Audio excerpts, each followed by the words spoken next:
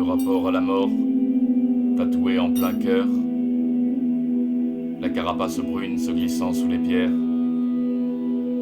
pour une solitude que Pluton met à l'heure pendant que le soleil échauffe le désert. C'est une étrangeté typique d'arthropode que d'être si coriace, discret et isolé, à rôtir sous les raies des dunes ondulées, malgré les heures passant en bourrasque d'exode. Lorsque j'étais marmot, pédipalpe rêveuse, je divaguais souvent en ne mirant que les cieux, déchu du champ scolaire sur la chaise féreuse et ses appréciations au jugement affreux.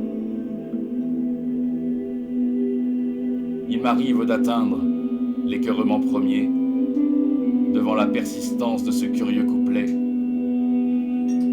qui me chope à la gorge et vient m'incinérer dans l'âcre hésitation de celui qui ne sait.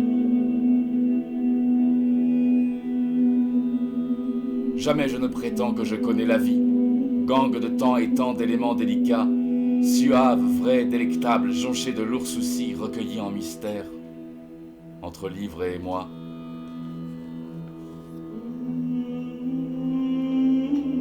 Il me fallut longtemps, 21 ans de peu, sinon de presque rien pour que jaillisse enfin de ma glotte cynique la folle voix du feu, pour qu'enfin ma peau mate se dore d'air serein. En se faisant violence, les six pattes en éveil, l'aiguillon apprêté à se trouver compagne, le scorpion, en amant, dénigre tout conseil. Lorsqu'il s'agit de sexe, la passion l'accompagne.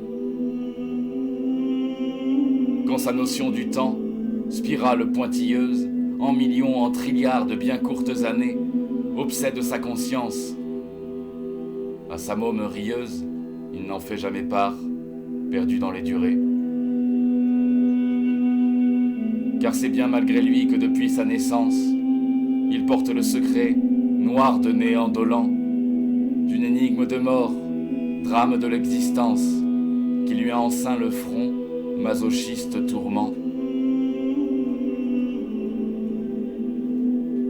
Cette fatalité qui l'attire, qui l'effraie,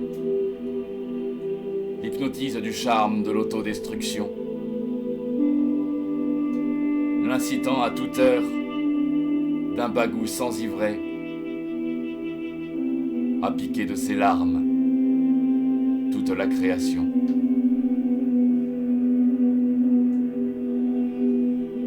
L'incitant à toute heure d'un bagout sans ivret, à piquer de ses larmes